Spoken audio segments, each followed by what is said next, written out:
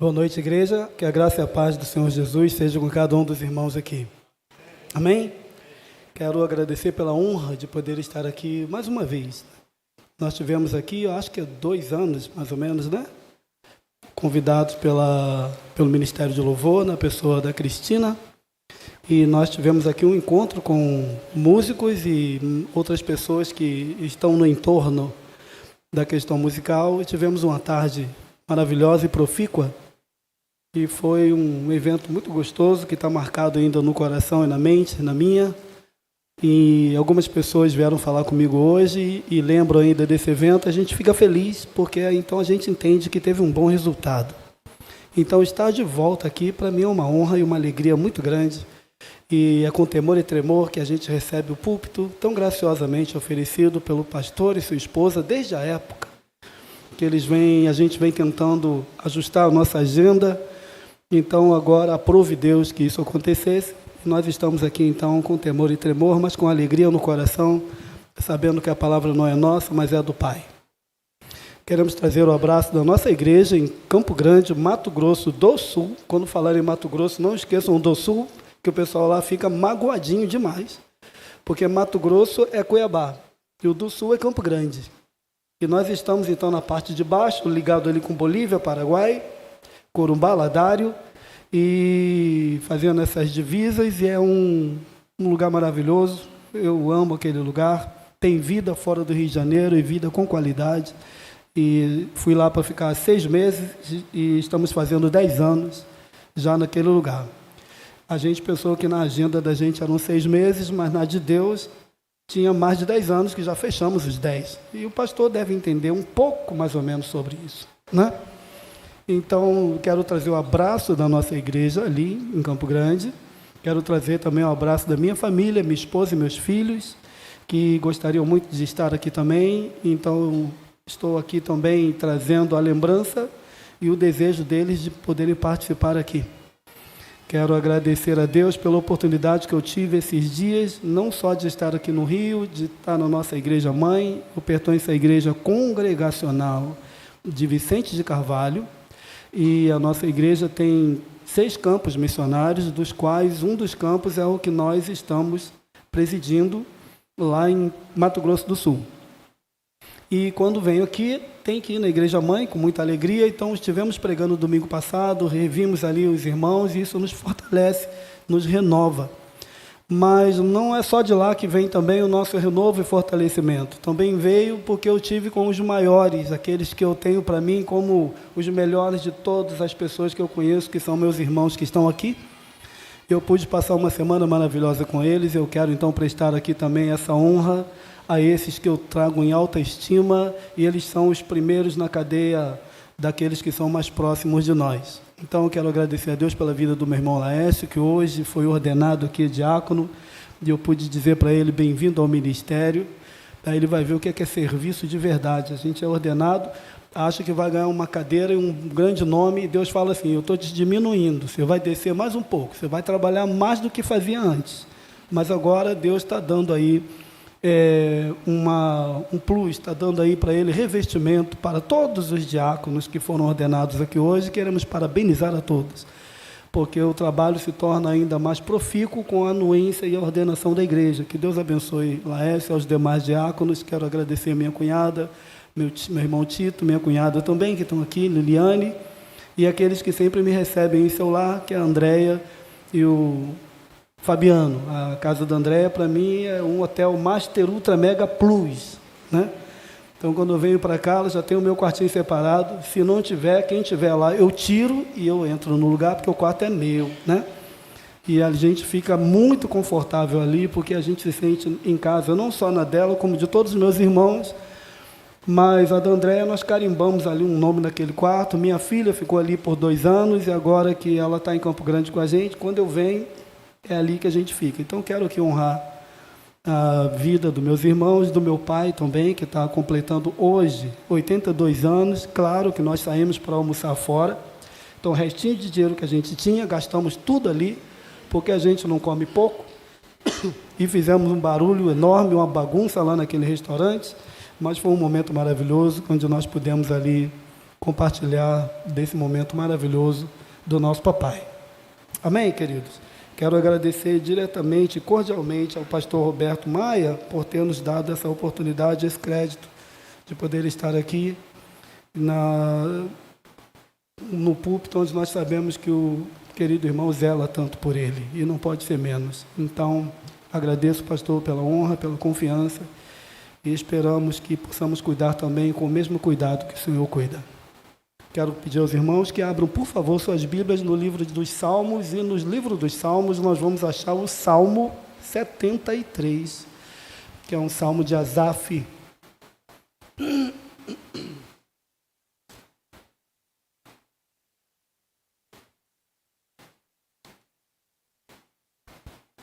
Quem achou, diga amém.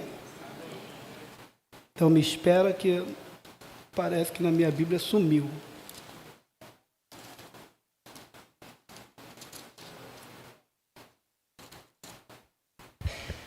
Salmo 73.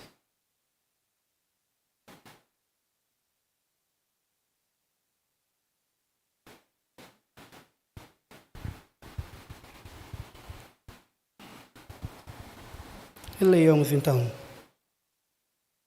Com efeito, Deus é bom para com Israel, para com os de coração limpo. Quanto a mim, porém, quase me resvalaram os pés. Pouco faltou para que se desviassem os meus passos, pois eu invejava os arrogantes ao ver a prosperidade dos perversos. Para eles não há preocupação. O seu corpo é sadio e nédio. Não partilham das canseiras dos mortais, nem são afligidos como os outros homens. Daí a soberba que os cinge como um colar, e a violência que os envolve como um manto. Os olhos saltam-lhes da gordura, do coração brotam-lhes fantasias. Motejam e falam maliciosamente, da opressão falam com altivez. Contra os céus desandam a boca, e a sua língua percorre a terra. Por isso seu povo se volta para eles, e os tem por fonte de que bebe a largos sorvos. E diz: como sabe Deus? Acaso há conhecimento no Altíssimo? Eis que são estes os ímpios, e sempre tranquilos aumentam suas riquezas. Com efeito, inutilmente conservei puro o coração e lavei as mãos na inocência, pois de contínuo sou afligido a cada manhã, castigado. Se eu pensar em falar tais palavras, já aí teria traído a geração dos teus filhos. Em só refletir para compreender isso, achei muito pesada a tarefa para mim. Até que entrei no santuário de Deus e atinei com o fim deles. Tu certamente os põe em lugares escorregadios e os faz cair na destruição. Como ficam de súbito assolados, totalmente aniquilados de terror. Como o sonho, quando se acorda, assim, ó Senhor, ao despertares, desprezarás a imagem deles. Quando o coração se me esmagou e as entranhas se me comoveram, eu estava embrutecido e ignorante. Era como um irracional à tua presença. Todavia estou sempre contigo, tu me seguras pela minha mão direita. Tu me guias com o teu conselho e depois me recebes na glória. Que mais tenho eu no céu? Não há outro em quem eu me compraza na terra, ainda que a minha carne e o meu coração desfaleçam. Deus é a fortaleza do meu coração e a minha herança para sempre. Os que se afastam de ti, eis que perecem. Tu destróis todos os que são infiéis para contigo. Quanto a mim, bom é estar junto a Deus. No Senhor Deus ponho o meu refúgio para proclamar todos os seus feitos. Vamos orar, queridos. Senhor, muito obrigado, Pai. Obrigado pela alegria que o Senhor tem nos dado desde amanhã, com aquele trabalho maravilhoso, onde nós tivemos aqui um encontro com o Senhor.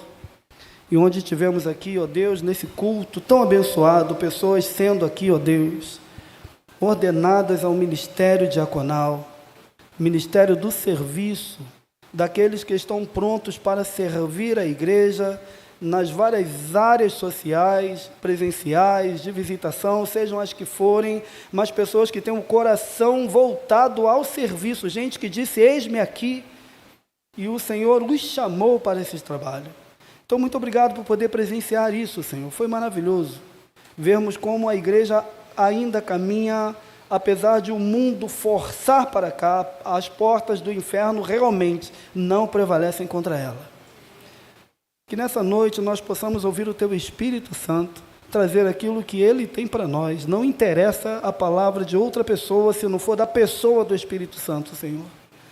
Que nesse momento nós possamos diminuir como vaso, apenas como um canal, mas que o Senhor possa trazer do Teu coração para o coração da igreja aquilo que o Senhor deseja. Então, nossa palavra, Senhor Deus, é o nosso pedido, confiantes em Ti, em nome de Jesus. Todos digam amém. Queridos, você pode tirar só um pouquinho do médio, da onda média para mim?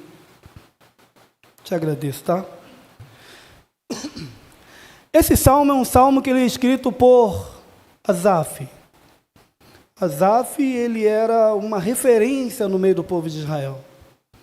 Asaf é alguém que foi nascido e criado, e é alguém que foi ensinado, e é alguém que se dedicou ao serviço no templo. Asaf era alguém que, quando se pensava em música, ministério de louvor, ele era o líder. Então, se a gente tem aqui uma liderança de louvor, a gente tem que bater continência para Asaf, porque Asaf conseguiu ser líder de pelo menos 120 músicos, num período onde não tinha internet, não tinha cifra, não tinha luz, a bateria não tinha os sons bonitos que tem, esses pratos que a gente tem de Liga B8, Liga B20, que tem um som lindíssimo, os pratos que tinham antigamente, era alguma coisa de bronze, que eles martelavam, cortavam tudo torto, e batiam um no outro para dar alguma coisa de som, e era lindíssimo na época, era a tecnologia da época. Asaf é essa pessoa que era extremamente versado, era uma pessoa que era um poeta, era um compositor. Asaf trabalhou durante o ministério de Davi, o reinado de Davi, e ele era aquele que liderava a música na frente da arca toda vez que se caminhava. Ou seja, era um levita. Então era alguém que era separado por Deus para esse trabalho, porque quem não fosse da tribo de Levi não poderia nem se aproximar, nem carregar, nem tocar nada diante da arca. Então Asaf é alguém que se tornou uma pessoa gigante, grande no meio do povo de Israel. No meio de uma época onde, para se tocar as músicas, Davi criou uma orquestra maravilhosa. E depois Salomão criou também uma orquestra a partir desses. E a partir essa orquestra de Salomão, ela era formada praticamente pelos filhos de 3 homens muito conhecidos. Asaf primeiro, depois um outro chamado Emã, e um outro chamado Jedutum. Jedutum é um nome que eu quero dizer para as irmãs, quando estiverem grávidas e tiver o neném, põe esse nome que ele é muito bonito. Jedutum, ninguém conhece, um grande no meio do povo de Israel na área da música. Mas Asaf ainda era o maioral de todos eles, maioral no sentido de ser o primeiro, eles vieram depois. É gente que Asaf formou, porque o verdadeiro líder é aquele que forma discípulos. Não é aquele que mostra o quanto ele é bom ou o quanto ele sabe, mas é aquele que consegue fazer pessoas virem no seu lugar, quererem imitar e fazer o que você está fazendo. Aí o líder se torna mestre. E mestre não tem aluno, mestre tem discípulos. Então Asaf tinha seus discípulos, Emã e Jedutum, e eles já estavam com idade avançada. E agora quem está assumindo o coral, quem está assumindo essa orquestra? Os filhos de Asaf, filhos de Emã, filhos de Jedutum. E essa turma toda entra, depois da morte de Davi, entra no ministério de Salomão. E aquela orquestra toda é conhecida como os filhos de Asaf, os filhos de Emã, os filhos de Jedutum, e vai aparecendo outras pessoas, filhos de. Isso mostra que foi um trabalho maravilhoso que esse homem fez, porque ele conseguiu fazer com que seus filhos seguissem o mesmo caminho e exercessem a mesma função de forma maravilhosa e brilhante. Essa é uma das formas de dizer assim: deu certo o seu trabalho, deu certo o seu ministério. Quando pessoas passam a fazer aquilo que você fazia depois de você ter terminado seus dias. A palavra de Deus chama isso de as bênçãos nos seguem. Depois que a gente vai, elas continuam ecoando, elas continuam fazendo efeito, elas continuam tocando pessoas, e Deus vai levantando pessoas atrás para poder continuar o serviço que você deixou de prestar porque Deus te levou. Não há certezas de se Asaf ainda estava vivo na inauguração do Templo de Salomão. A gente faz buscas e pesquisas e a gente não consegue encontrar. Se ele tivesse vivo, ele estaria muito velhinho, muito idoso. E se ele não tivesse vivo, os filhos dele fizeram o trabalho, e fizeram um excelente trabalho. Eu prefiro crer que as músicas tocadas na inauguração do Templo de Salomão, que foi um dos eventos que a Bíblia narra para nós, que foi de uma beleza ímpar. Salomão, quando construiu o templo, ele não estava pensando em quanto ele ia gastar. Ele queria fazer o melhor, e ele marcou todos os tempos com esse templo, porque o que se tinha ali era ouro puríssimo. E ouro puríssimo, queridos, não é esse ouro que a gente usa. Quando eu casei com ouro de 16 quilates, porque eu não tinha dinheiro para comprar um de 18. Mas hoje a gente tem por base o ouro de 18 quilates. Mas se você conversar com um ourives, ele vai dizer assim: não, tinha o ouro de 24 quilates. Não é um ouro qualquer. Extremamente puro, extremamente valioso. Esse não tem mais, que botaram tantos metais que caiu para 18. E eles vão explicar com os termos dele, que eu não sei como é que se explica, e vão dizer assim: mas tinha ouros que não dava para a gente ter a dimensão. A palavra de Deus, quando Salomão estava construindo, diz assim: era ouro puríssimo. Não era um ouro qualquer. Aí eu perguntei para o ourives: será que é disso que a Bíblia está falando? Ele falou assim: é disso que a Bíblia estava falando. Aquele ouro que se tinha, não se tem mais. Madeiras que vinham de lugares onde, pela parceria que Salomão tinha, navios vinham trazer a madeira. Mandaram o melhor entalhador para poder fazer o madeiramento e as belezas que se tinha, ou seja, o aleijadinho ficava para trás daqueles homens. Tal era a suntuosidade e a beleza de tal templo. Eu fico imaginando assim, o tempo que levou para ser construído, se não foi Asaf que fez aquelas canções, que no dia que cantaram aquelas canções, a palavra de Deus diz que Deus entra, e quando Deus entra no templo, ninguém conseguiu cantar mais nada, porque todo mundo caiu. E aí o ministério de louvor que estaria aqui na frente, não estaria de pé, estaria todo mundo deitado. E a gente que está aí nos bancos assistindo o culto, não estaria de pé, estaria todo mundo deitado também. E aquelas canções que foram entoadas com a orquestra de mais de 120 músicos no dia da inauguração do templo, que era essa descendência, a certeza era, a descendência de Asaf estava ali. Mas há pesquisadores e tantos estudiosos da palavra, teólogos, que fazem essa função, que dizem assim: Asaf era velhinho nessa época. E eu imagino como não deve ter sido, se é que ele estava lá, a alegria de poder ver tal maravilha, onde canções que foram entoadas ali, provavelmente que tinham o dedo dele, feitas provavelmente por ele, Deus entra naquele lugar e toma aquele lugar para si, e ninguém pode cantar mais nada. É uma abertura de culto, como a de hoje aqui, que vai cantando General é Cristo, aí você vai entender o que você veio fazer na igreja. Agora eu sei o que eu vim fazer aqui. Que Deus continue abençoando. Talvez a gente não tenha, pastor, nem um pouquinho daquele ouro. Talvez a gente não tenha aquela madeira, prata ou bronze. Mas a glória de Deus que estava naquele lugar tem que ser a mesma glória que está aqui hoje. Porque o Deus que entrou naquele lugar é o mesmo Deus que está aqui hoje. E Ele está agindo em você, está agindo em cada um de nós.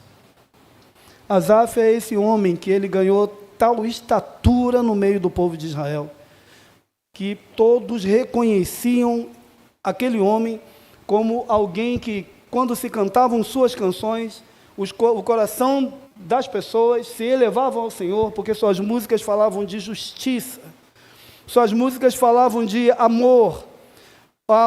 Os salmos de Asaf, ele vai falar sobre a santidade de Deus, ele trazia a santidade de Deus sempre como um primeiro tema que ele escrevia e colocava essas músicas para o povo cantar. Então o povo se voltava a Deus.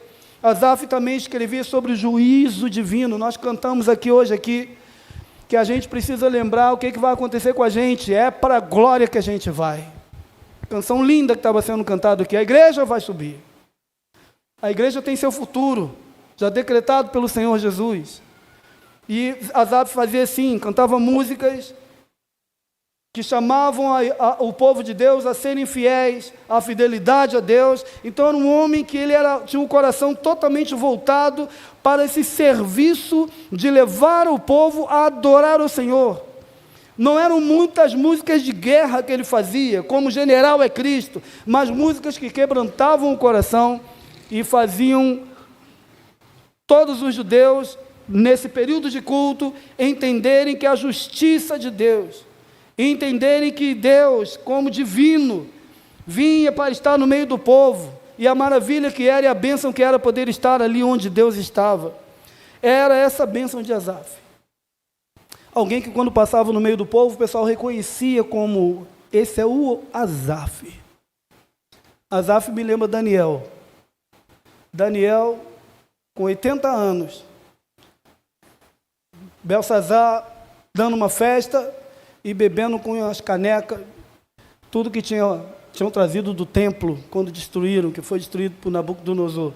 Aí, quando eles estão tomando, bebendo tudo aquilo, nos utensílios do templo, a mão aparece na parede e começa a escrever, e ele, com a taça de vinho na mão, na bebedice, usando as coisas sagradas do templo, a perna dele começa a bater uma na outra, e ele fica com tanto medo, mas tanto medo, e ele não sabe o que fazer. A palavra diz que ele ficou pasmo, pálido, ou seja, alguém que embranqueceu totalmente como um papel, de tanto medo que ficou, porque ele nunca tinha visto coisa parecida.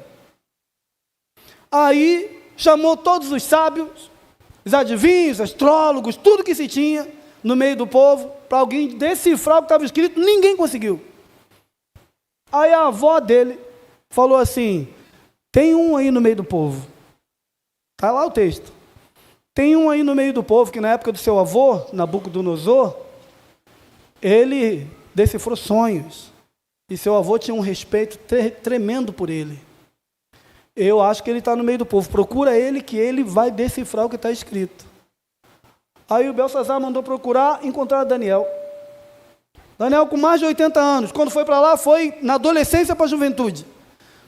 Com mais de 80 anos. Deve ter vindo assim, arrastando o pé, porque hoje 80 anos é garotão, né?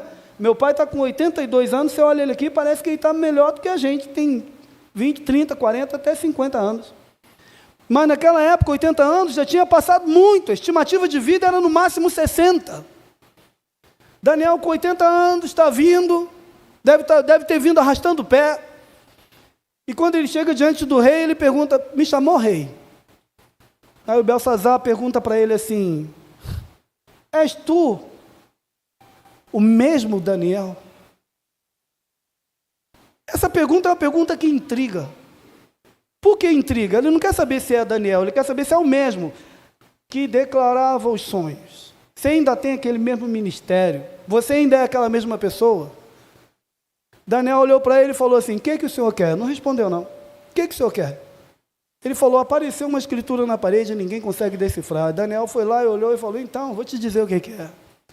Aí o rei falou: mas olha, quem me disser o que é, eu vou dar bens eu vou encher de tesouro, eu vou dar as melhores roupas de púrpura, isso, aquilo, um montão de coisa. Aí o Daniel falou para ele assim, as suas coisas ficam para você. O que Daniel está dizendo? Eu sou o mesmo. Como eu não comi do manjar do rei, também não participo das tuas coisas. Eu não mudei. Mene, mene, tekel e parsim. Pesado foste na balança e achado foste em falta. Teu reino vai ser tirado hoje. Asaf era desse. Velhinho, é o mesmo ainda, Asaf. E quem encontra com Asaf vai dizer assim, ele não mudou. Está velhinho, mas ele não mudou. Continua sendo o mesmo Asaf.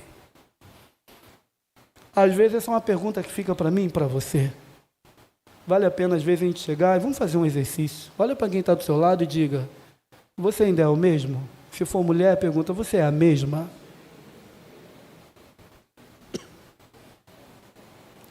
Porque tem gente que cantava muito, deixou de cantar. Tem gente que pregava, deixou de pregar. Tem gente que visitava, deixou de visitar. Tem gente que sorria, deixou de sorrir. Tem gente que todo mundo conhecia na igreja, hoje ninguém nem lembra, porque quando vem esporadicamente, às vezes até brinca, ô visitantes. Aqui não acontece isso, só na minha igreja.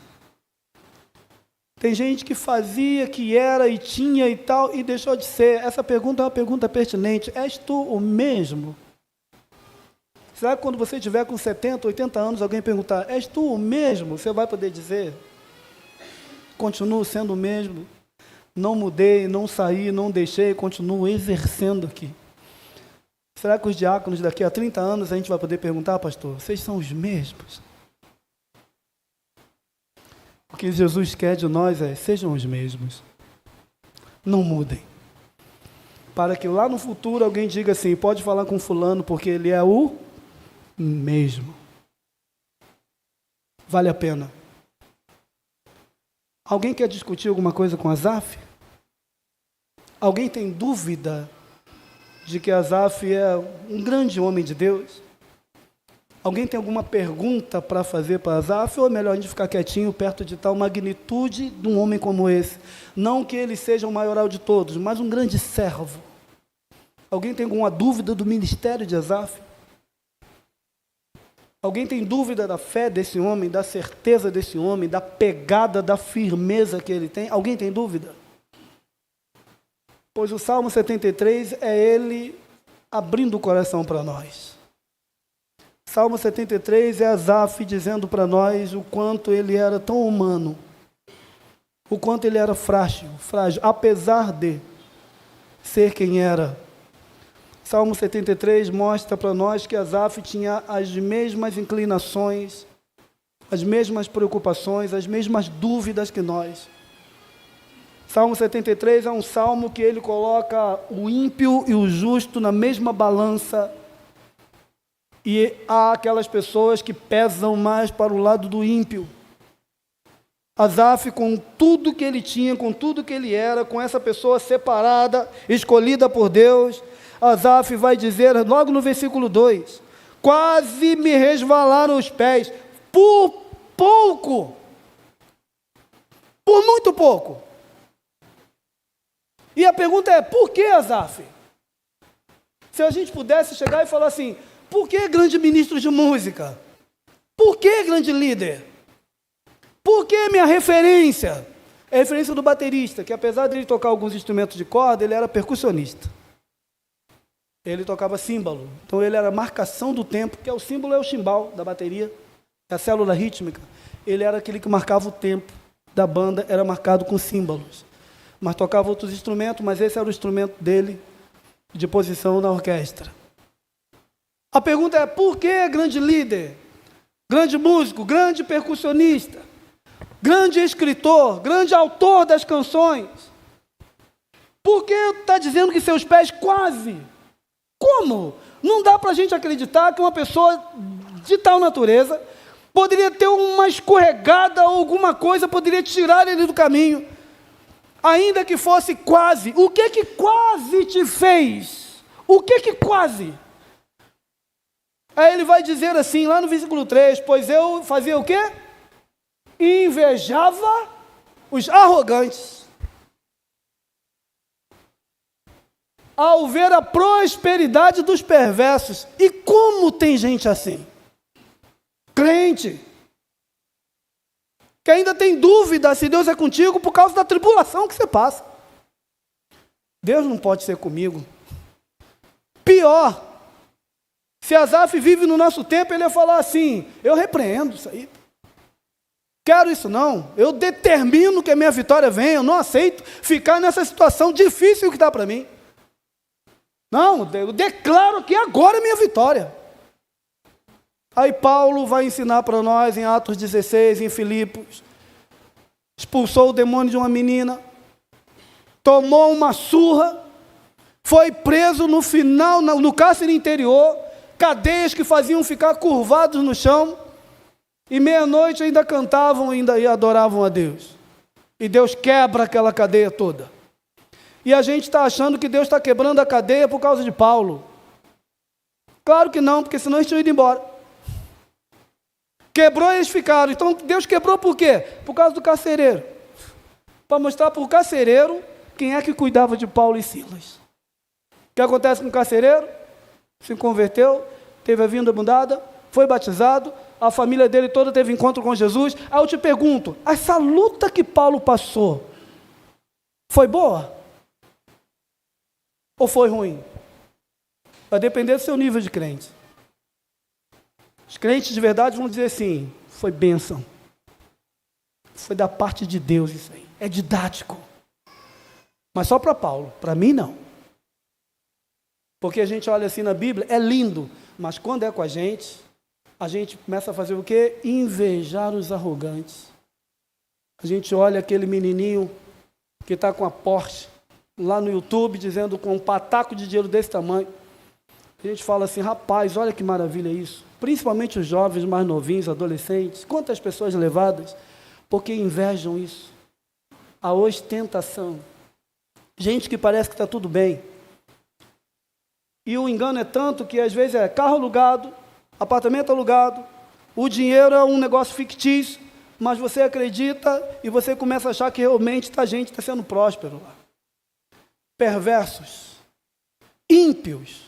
E a gente, às vezes, como crentes, a gente não se atina e a gente vai se deixando levar porque a gente começa a olhar para as coisas que o mundo tem. Quando a gente começa a olhar para as coisas que o mundo tem, nossos pés podem se resvalar. E a gente é confundido. Um dia desse, alguns aí foram presos. A gente às vezes para observar, a gente fica assim: onde é que nós vamos parar? O que está acontecendo com Asaf é essa leitura que ele está fazendo. Ele está vendo pessoas. E ele não está olhando agora com os olhos espirituais, com os olhos de quem serve a Deus. Ele está olhando com os olhos de que alguém está cansado de ver as injustiças. Asaf, ele começa a fazer a meditação e ele dizendo assim: eu estou com inveja por causa da prosperidade deles, porque eles não têm preocupação, gente. Ou seja, é gente que tem 2, 3 casas de praia, eles vão para onde eles quiserem, eles passam a vida e não tem doença, não tem nada, está tudo certo, tem ar-condicionado até no banheiro se eles quiserem. Eu estou trabalhando instalando um ar-condicionado, fui um dia desse em Campo Grande, e lá tem um pessoal que é de fazenda, tal, então, numa casa de 5 milhões, tem ar-condicionado no banheiro. Quem tiver aqui é rico, tá, pastor? Mas dá vontade. Mas o banheiro é quase do tamanho da minha casa. Eu fui lá para consertar, eu falei: olha que um ar-condicionado que eu nunca tinha visto na vida, e falo sério, eu tive que procurar no manual dele para poder saber como é que mexia, porque é de tamanha tecnologia. Que maravilha! 5 milhões a casa, é um negócio. A casa é de frente, como se fosse a Lagoa Rodrigo de Freitas aqui, é lá, de frente para o lugar mais bonito de Campo Grande. Família, toda destruída. Que tesouro é esse? Asaf está fazendo essas leituras. Por que pessoas assim prosperam? Por que pessoas têm um coração tão ruim? Ele vai falar depois do versículo 13, ele vai dizer assim: poxa, o meu coração inutilmente conservei, ou seja, não valeu nada. Eu tenho uma boa consciência, eu fazia as coisas certinho, achar um celular e procurar na agenda até achar o dono, para para poder devolver. Alguém me devolveu o troco errado, eu voltar lá e entregar o troco que está errado. Será que não valeu nada? Alguém falar assim para mim, fulano, eu estou precisando muito vender isso aqui, porque minha esposa está doente, e o negócio vale 100 mil reais, ele quer te vender por 2 mil, e você compra e fica feliz, de boa consciência. Não tenha coragem de dizer assim, não vou comprar isso por esse valor não, fulano. Eu posso até comprar, mas eu vou te dar o dinheiro, leva teu negócio com você. Boa consciência. Que não trepudia em cima da desgraça do outro. Ele tá pensando tudo isso. Será que valeu a pena? Olha a palavra que ele diz. Lavei as mãos na inocência. O que é inocência? Eu sempre tive uma pureza de coração. Sempre olhei pelo lado bom. Ou seja, não é verdade que alguém consegue puxar uma arma e levar as coisas suas. Não pode ser verdade. É impensável um negócio desse. Gente que rouba. Na cabeça de Asaf isso é impensável. Para Asaf é impensável alguém querer tomar uma atitude ou julgar você, sabendo que você é inocente, e mesmo assim julgar você da forma como ele quer. E tem juízes que fazem isso porque ganham dinheiro para isso. E eu não estou falando do STF, e estou dando minha palavra. Estou falando do que a gente vê no dia a dia. Porque quando a gente entra no pastorado, a gente encontra umas coisinhas muito difíceis. Gente que vem abrir o coração e fala, pastor, eu vendi muita sentença. E isso está me corroendo o coração, arrancou dinheiro de velhinhas. Gente que ganhava 400 mil reais numa ação, o juiz dava um jeito, junto com o advogado, só dava 200 é deles. E eu conheço uma pessoa que era para ganhar 480 mil, no final chegou 180.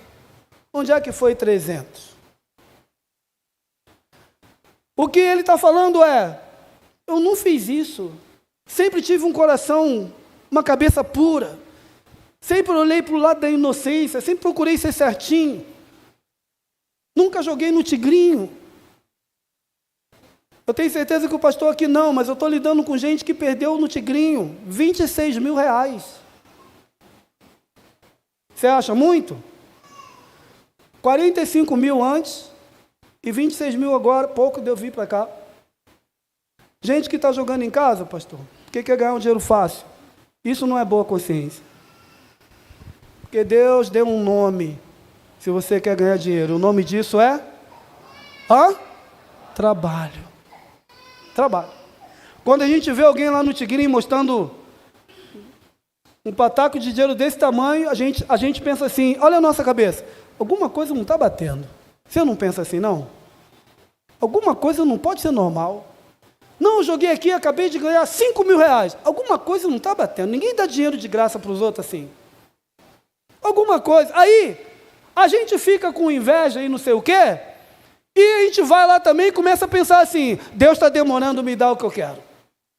Deus não está me abençoando. Vou fazer uma fezinha aqui no Tigrinho.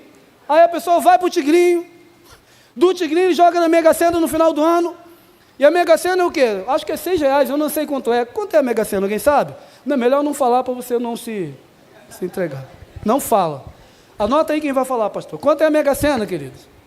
Alguém vai dizer, eu olhei no Google aqui. Acho que é 6, 7 reais. Aí, olha só que legal. Olha que consciência pura. Mas é muito pura. Vou te mostrar a coerência. Você dá 6 reais. E você vai ganhar 50 milhões. Essa conta não fecha. Nem se trouxer um trem de bauxita, você consegue de uma hora para outra ganhar 50 milhões dando 6 reais. Ou seja, parece que a pessoa que joga, ele está querendo pegar o dinheiro do Brasil inteiro só para ele. Se o nome disso não é egoísmo, eu não sei o que é. Isso não é coisa de crente. Porque crente, ele vai andar com aquilo que é dele. Minha mãe ensinou assim, ó, só pega o que é seu. Trabalha. Aí a gente faz o quê? Vou jogar ali no jogo do bicho. Fazer uma fezinha. Botar 10 mil reais, vai que eu ganho 200, né? Muito fácil, muito bom. Asaf está dizendo isso. Eu nunca fiz isso. Sempre fui de boa consciência. Sempre olhei para o lado da pureza. Sempre procurei andar direitinho. Mas quando eu olho os ímpios, eles parece que eles não têm problema na vida. Eles nem ficam doentes. Parece que eles não têm nenhum tipo de dificuldade, porque o ímpio nem vai para a academia, ele monta a academia na casa dele.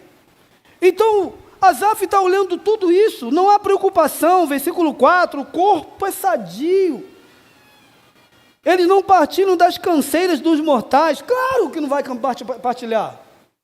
Estava conversando com a minha irmã, esses dias, com meu irmão, falando da nossa mãe. Minha mãe tinha quantos filhos, né? 6 filhos e 6 lavagens de roupa, para ajudar meu pai. No sol, tinha telhado, era no tanque.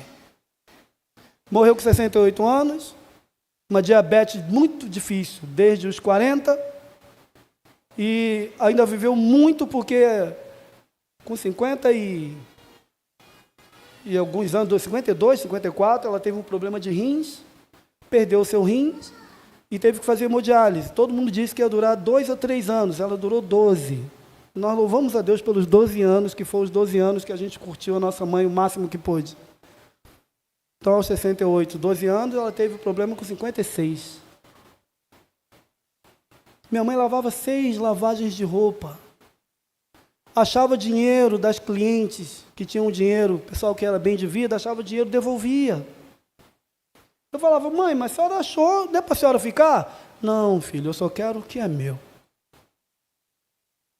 A gente comendo um pãozinho, dividindo para 3, muita dificuldade, no morro em Mesquita que a gente morava.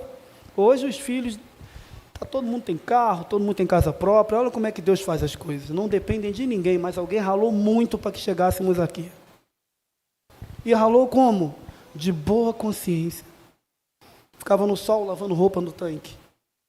Sol de 10, 11 horas, meio-dia.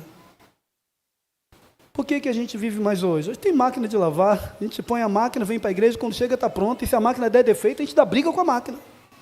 Não presta essa porcaria para nada. Hoje a gente tem a air fryer, não precisa de gordura, melhor coisa que inventaram. Melhor coisa, micro-ondas, eu amo micro-ondas. Pega lá um copinho de cafezinho, assim, se tiver passado, tu põe lá, pum, 30 segundos e está pronto. Você pode tomar um café fresquinho. Hoje você deu um problema qualquer, você paga alguém faz para você. Hoje a gente tem 1 milhão de equipamentos, quem dera poder voltar no tempo. Talvez minha mãe durasse um pouco mais. Eu não me lembro qual foi o dia que eu vi minha mãe descansando.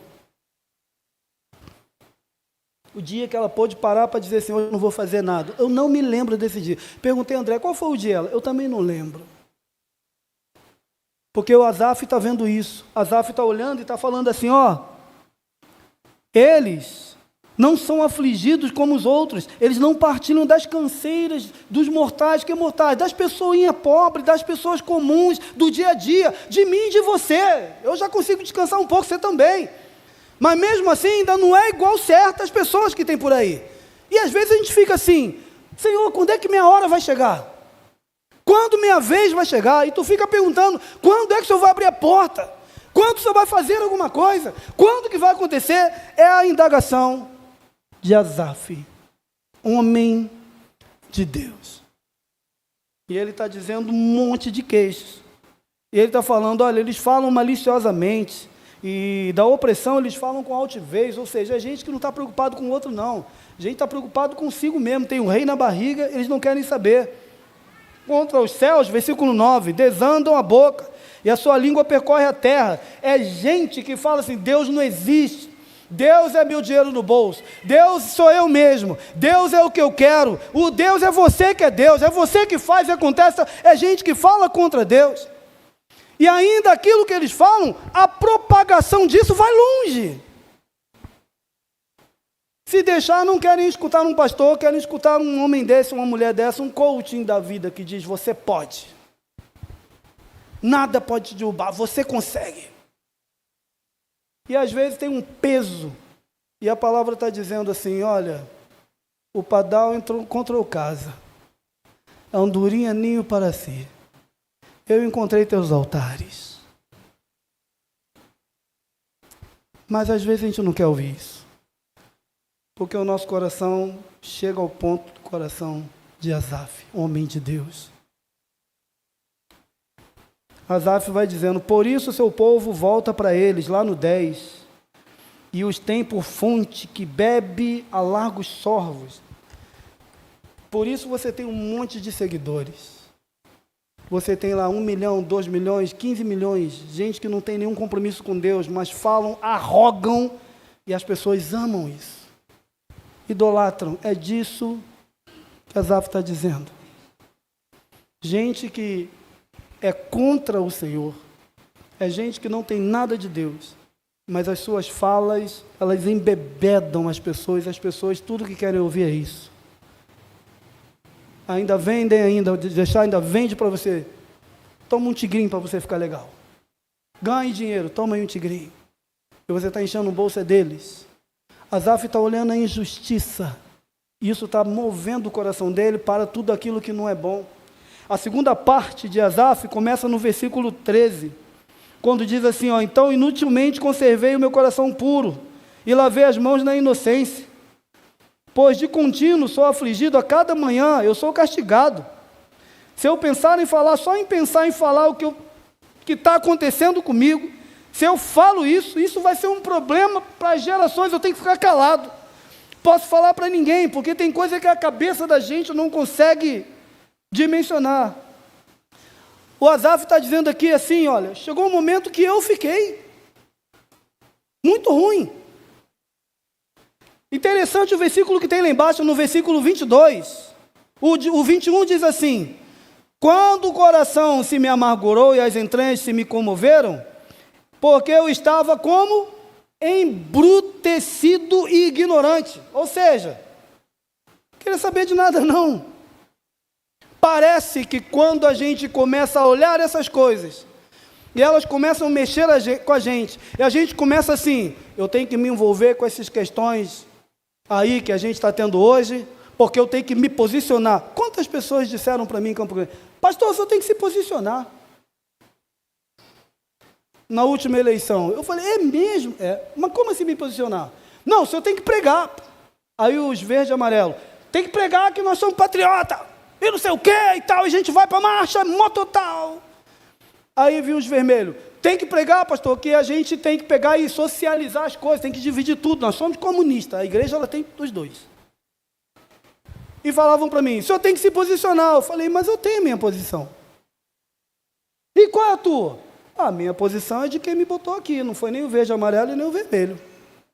Eu vou falar daquele que me colocou aqui. E quem colocou aqui tem muito cuidado com esse púlpito, né, pastor? O nome dele é Jesus Cristo de Nazaré, minha posição é por ele. E não espere eu falar alguma coisa, seja para um lado ou para outro, porque quem me chamou tem cuidado com a igreja. E ele não me chamou para falar nem de A e de B, me chamou para falar dele. Porque vida é nele, certeza é nele, tudo é nele. Aí a gente vai ficando embrutecido. Por que embrutecido? Porque quando você começa a ver pessoas que param de falar com um parente, por causa de uma cor de bandeira, a gente percebe que a gente está embrutecido. É isso que ele está falando. Quando a gente percebe que tem gente que fala, igual falaram para mim semana passada, eu preguei sobre... Há uns 15 dias eu preguei no evento e falei sobre filho da viúva de Naim. Jesus, quando ressuscitou aquele menino, ele sentou e começou a falar. E eu falei, quem está vivo, fala. Eu falei, lá no Gênesis, quem está vivo, respira. Em Naim, quem está vivo, fala. Outros lugares, quem está vivo, anda. E eu falei, nesse texto, viver significa falar, porque ele sentou e começou a falar. E eu falei sobre isso. E quando terminou a mensagem, alguém veio falar comigo, pastor, eu entendi que eu estava morto. Por quê? Porque tem mais de 5 anos que eu não falo com minha irmã, e eu estou achando que eu estou lá na frente cantando, ministro de louvor. Eu estou cantando, estou adorando a Deus, e era tudo da boca para fora, porque enquanto eu não me resolver com a minha irmã, eu estou morta. Eu falei, você está morta. Porque quem está vivo, fala. Vai viver. Vai lá, pede perdão. Perdoa. Dá seu jeito. Mas fala. Porque precisa viver. A gente, quando está embrutecido, a gente não percebe. Ele vai perceber que estava embrutecido depois de algo que aconteceu. Aí ele vai dizer assim, eu estava, estava é pretérito imperfeito. Eu estava embrutecido e ignorante. Aí ele percebeu a ignorância que ele estava, como ele não estava enxergando nada. Homem de Deus, queridos, não estou falando de um mundano, falando de homem de Deus, uma mulher de Deus, embrutecido e ignorante. Ele dizendo que estava. Eu estava como um irracional. E a gente aprende com isso que vir para a igreja, a gente não pode vir e deixar o cérebro lá fora. O cérebro tem que vir junto. Paulo diz isso em Romanos 12. Rogo-vos, pois, irmãos, que apresentei os vossos corpos como sacrifício vivo, santo e agradável ao Senhor, que é o vosso culto. O cérebro vem junto.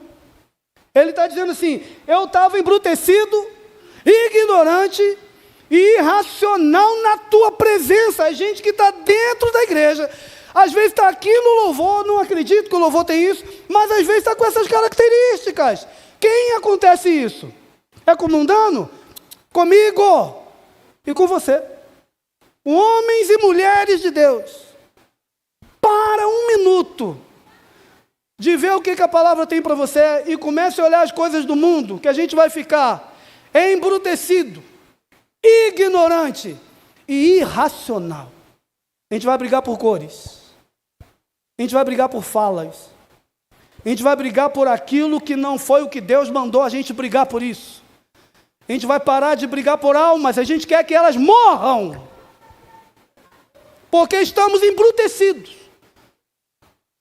O dia que eu bater palma, porque alguém de um lado ou de outro morreu, é porque eu estou embrutecido. Eu estou irracional. Eu estou ignorante. Asaf está desse jeito. E caiu a ficha dele, de como ele estava. Sabe em que momento? Lá no versículo 17. Põe aqui para mim. Até que eu entrei aonde? No santuário. Eu estava desse jeito. Mas no dia que eu entrei no santuário e atinei com o fim deles, porque alguém precisava dizer, Asaf, não se preocupa não, Asaf. Sabe qual é o fim do perverso? Se ele não se converter, é uma descarga que vai puxar ele e vai levar para lá para baixo. Enquanto a palavra de Deus diz que quando a gente morre, os anjos vêm nos buscar, aqueles que não pertencem ao Senhor, aqueles que são desse jeito, a morte de fato os espera. Está caindo a ficha para Asaf que há uma diferença entre aqueles que amam a Deus e aqueles que fazem o mal. Há uma diferença entre aqueles que servem e aqueles que não servem ao Senhor. Quando ele entrou no templo, tocado pela presença de Deus, cai a ficha de Asaf de o quanto ele estava indo, mesmo sendo o homem que era, por um caminho equivocado, em sua mente, em sua consciência, e ele retorna aos caminhos do Senhor, e ele começa a lembrar das maravilhas de Deus. 23, todavia, sempre estou contigo, tu me seguras pela mão direita, ou seja, o Senhor é que não deixa eu cair, tu me guias com teu conselho e depois me recebe na glória. O que Asaf está dizendo é assim, quem mais eu tenho no céu, gente? Não há outro em quem me compraza na terra. Ainda que minha carne e meu coração se desfaleçam, se enfraqueçam, Ele me fortalece. Deus é a fortaleza do meu coração e a minha herança para sempre. Palavra para mim e para você. Não importa o que aconteça, Deus é a tua fortaleza. A palavra é a nossa fortaleza. Enquanto muitas pessoas olham o estado que está acontecendo nas coisas e dizem assim, nós estamos perdidos. A palavra está dizendo, estamos salvos. E é isso que a gente precisa entender. Aqui nós vamos encontrar o que precisa para que a gente tenha uma vida feliz, apesar da luta. O Senhor nunca prometeu para a gente uma vida sem luta. Quem está prometendo é que está mentindo. 2 anos atrás, quando eu fui embora para Campo Grande, uma menina que tinha desviado da igreja, na nossa igreja em Vicente de Carvalho, Deus falou, vai lá visitar para ela, tem um recado para ela. E a gente que é congregacional e batista, a gente não vai muito nessa vibe, né? E Deus falou, não vai embora que eu quero falar com ela. E eu quase que eu falei para Deus, se o Senhor quer falar, o Senhor fala. Não precisa ir lá. Você vai. Aí eu falei com o meu pastor, falei, pastor, antes de eu ir embora amanhã eu vou visitar fulana de tal. O nome dela é Gabi. Ele, olha, a situação dela é muito difícil, tal, acho que ela está andando nos caminhos assim e tal. O pastor sabia tudo. Eu falei, então, e Deus falou para ir lá. Ele falou, se Deus mandou, então você vai. Falei, pronto, agora piorou. O pastor mandou ir, agora piorou. Aí fui. Contramão, fui lá na Secretaria de Educação lá do Rio de Janeiro. Cheguei lá, ela me recebeu muito bem na sala, foi uma maravilha. Muito bom. Ô, como é que você está? Me chama de Ney, né? Ô, Ney, pastor Ney, tal. Sentou lá, me mandou pegar água, tal. E ela é muito bem na fita lá. E ela me recebeu e comecei a conversar e tal. No meio da conversa eu falei, então, olha, eu tenho que ir embora, eu estou viajando para Mato Grosso do Sul, vou conversar contigo aqui, vou para o aeroporto. Eu vim aqui porque Deus manda dizer para você que Ele vai te dar um pequeno prazo para você voltar, mas Ele vai deixar você ver como é que são as coisas lá fora um pouco, porque não é o que você quer, mas quando você voltar, você não vai voltar da mesma forma, você vai trazer algumas coisas a reboque e vai sofrer um pouco. Essa é a palavra de Deus para você. Aí ela, então, queria falar contigo, porque eu estou andando em outro caminho. Eu falei para ela, eu sei que você está andando em outro caminho, você está andando naquele caminho que você tem uma entidade de frente, não é? Ela, falei, então, é pombagira, né? E eu estou gostando. Eu falei, então, claro que vai gostar, porque ela vai dar para você tudo que você quer. Ela vai te dar tudo que você deseja, muitas alegrias. O problema todo é que ela vai te cobrar depois, e ela vai te matar. Porque o diabo só veio para matar, roubar e destruir. Ela, mas me responde uma coisa. Por que E ela era uma menina do altar, dirigia culto e tal. Por que as religiões, no final, todo mundo se dá bem? Só no cristianismo que não. Aí eu falei, eita, então o negócio é mais profundo. Eu falei, agora eu entendi, Deus. Por que no cristianismo só quem não tiver com Jesus vai para o inferno e quem tiver com Jesus vai para o céu? Mas por que nas outras todo mundo termina bem? Eu falei, eu não sei onde você está indo, mas eu posso dizer uma coisa para você. Eu acho que você está procurando a verdade, não é isso? Ela, eu estou procurando a verdade. Falei, então, deixa eu te dar uma dica. Para de procurar a verdade. Porque a verdade você viveu em uma. E quem vive na verdade, que é Jesus, não consegue encontrar outra verdade que deseja. Você sabe disso. Eu falei, você já fez pacto de sangue? Ela, não. Eu falei, já botou um negócio na encruzilhada? Sim, a conversa era essa. Já botou na encruzilhada? Matou um franguinho? Botou um sanguezinho lá? Não. Eu falei para minha mãe de santo que eu faço qualquer coisa, mas não faço isso. Eu falei, sabe por que você não faz? Porque quem fez uma aliança com o sangue do Cordeiro sabe que essa daqui é muito mais fraca. Você não tem coragem de fazer. Eu quero ver você fazer essa. Ela, não, eu falei para ela que eu nunca vou fazer. Eu falei, então, você sabe muito bem o porquê. Agora, só que é o seguinte, você não está procurando a verdade? Faz o seguinte, para de procurar a verdade, procura pela mentira. Porque alguém está mentindo para você. E quem está mentindo para você, eu tenho certeza, e você também sabe que não é Jesus que está mentindo. Vamos fazer uma coisa. Quando isso tudo passar e você morrer, se Jesus estiver falando a verdade, você está frita. Agora, se ele mentiu, você vai terminar bem igual todas as outras religiões. O que você tem aqui é Jesus contra todas as outras. E se todas estão falando a mesma coisa, eu não acho que elas estão com a verdade. Acho que a verdade está aqui. Eu prefiro ficar aqui, porque se morrer e não tiver nada, eu não perdi nada. Mas se morrer e tiver alguma coisa, você vai ficar. E eu vou. Procura pela mentira, porque alguém está mentindo para você. Não pode ser verdade que você ainda tem que fazer uma mandinga para a vida de alguém. Onde a palavra diz que ao invés de fazer mandinga, você tem que abençoar. Você tem que orar pelos que te perseguem. Não pode ser verdade isso, concorda? Aí fui falando, ela, tá bem persuasivo, né? Eu falei, não sou eu que estou falando, não. Deus mandou vir falar com você. Quem está persuasivo aqui é o Senhor. Eu estou indo embora, mas estou indo de boa consciência. sabendo que Deus falou contigo. Porque você está procurando uma verdade que não tem, e você quer fazer uma aliança que não tem, porque a aliança que você fez é superior a todas as outras. Uma aliança só pode ser quebrada com uma aliança maior. Não tem como quebrar uma aliança com a aliança menor, minha filha. E qual aliança maior do que a aliança no sangue de Jesus? Você tomou ceia, você participou do corpo e o sangue. Qual aliança maior do que essa? Ela baixou a cabeça, eu falei, então, fica aí com a tua aliança menor. Você sabe que você vai voltar, mas vai vir algumas coisas a reboque. Se eu fosse você, eu voltava agora. Ela, tu está indo embora? Tô. Eu posso ficar falando contigo? Pode. Pode ficar falando comigo. Eu estou lá, pode ligar, pode falar, estou indo embora, tchau, Deus te abençoe. Pode orar? Pode, a oração foi essa, Senhor, que a tua aliança com ela nunca seja quebrada, ainda que ela queira. Porque Deus é fiel. E ainda tem uma música que fala, e ainda que eu não mereças, permaneces. Assim como? Fiel, meu Deus.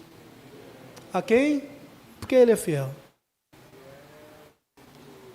Minha oração foi, ainda que ela não mereça, ainda que ela queira quebrar, que essa aliança nunca seja quebrada. Para que ela possa entender, experimentar e ver que há poder no sangue de Jesus. Asaf, quando entra no templo, a cabeça dele muda. Por quê? São as paredes? Não, é o ambiente do templo. O templo vai falar diferente daquilo que você vê na internet. O templo vai trazer uma mensagem diferente daquela que está no teu coração. O templo existe para que o Senhor Deus, quando fale, quebrante, mude você. Você vem para cá trazendo um monte de entulho nas costas. Chega aqui e Deus fala, vai ficar tudo aqui e vai voltar sem isso para casa. Porque seu peso, suas dores, preocupações. O que acontece no templo? Lugar de cura. Quantas pessoas entram aqui abatidas e tristes? E canta pelo Senhor, marchamos nós, o nosso general é Cristo. E ele sai transformado daqui. Entra aqui e olha e fala assim, diferente do lugar que eu fui semana passada, e só Deus sabe onde é que você estava semana passada. Mas quando você entra, você vê pessoas, como o Asaf fala, de semblante puro, de boa mente, de boa consciência. Gente que você está vendo que ele está ali adorando a Deus, e você diz, eu preciso mudar. Asaf entra no templo, e quando ele entra no templo, ele diz que tudo isso caiu, atinou com o fim deles, dizendo assim, Senhor, eles não têm o que eu tenho, eles não têm o que esse povo do templo tem. Queridos, preste atenção, o mundo não tem o que você tem, não tem, a gente tem que orar para que eles tenham, porque o desejo do Senhor Jesus está em Timóteo 2,4, que todo ser humano tenha conhecimento da verdade, esse é o desejo de Deus. Ou seja, o que Asaf está dizendo? Que o templo era uma igreja relevante, queridos. E uma igreja relevante é aquela que faz a diferença quando você entra nela. Você pode entrar arruinado. Espírito Santo sabe, te conhece, chama pelo nome, toca em você e diz, estou te dando força para mais uma semana de vitória. Jesus nunca falou que ia tirar o nosso peso. Ele falou que ia aliviar. Falou, o meu fardo é leve, mas continua sendo um fardo. Mas é um fardo maravilhoso de carregar, porque Ele caminha conosco. Hoje nós estamos falando de igreja relevante. Igreja comemorando 41 anos. E nesses 41 anos a igreja precisa continuar sendo relevante. Porque uma igreja que comemora 41 anos é porque ela é relevante desde o seu nascedouro. É uma igreja que continua falando do Evangelho. É uma igreja que ela comunica, acolhe. É uma igreja que ela tem aí pessoas que se encontram de vários lugares. E elas acabam tendo o mesmo propósito, o mesmo pensamento. É um só Deus, um só Espírito. Uma só adoração nesse lugar. É uma igreja que ela vai servir a sociedade. É uma igreja que ela não vai se fechar em si mesma, mas ela vai se abrir para todos. É uma igreja que ela vai atuar, seja em ação social, seja na justiça social, seja na solidariedade, seja no serviço ao próximo. Uma igreja relevante, quando você entra no templo, o seu pensamento muda, como mudou de Asaf. Se a igreja aqui é relevante, você não vai sair como entrou. Você sai daqui diferente. A mensagem, ela vem trazendo transformação, ela transforma o caráter da pessoa, ela vai transformar as atitudes da pessoa. Aquilo que se fazia não se faz mais. Aquilo que se pensava, não se pensa mais. A igreja, quando é relevante, Jesus está nela, e Ele fala com você, e dói, mas é uma dor que faz bem. Você fala, Senhor, está doendo, mas continua batendo porque está bom demais. Eu estava embrutecido, eu estava ignorante, eu estava irracional. E Jesus está dizendo, não te chamei para ser embrutecido, não te chamei para ser ignorante, não te chamei para ser irracional, te chamei para ser ovelha. Ovelha mansa, tranquila, e ela é serva. Ela está pronta para servir. Ovelha de Jesus, Jesus falou, olha, eu não fui chamado para ser servido, eu vim para servir. E como nosso mestre é, nós somos também. Jesus está te chamando para mudar seu pensamento. Talvez você entrou aqui todo equivocado. Só Deus sabe no teu coração como você está, de tão envolvido que está com todas as coisas que acontecem fora dos muros da igreja. Mas o que mantém a sua vida de pé e saudável, querido, é o que acontece dentro dos muros da igreja. É o que acontece dentro da arca. Fora da arca, corpos, depois do dilúvio, imputrefação, corpos destruídos, sujeira, mau cheiro. Mas dentro da arca, preservação de Deus. A igreja, ela continua sendo sal. E sal não é só para salgar e temperar, ele preserva.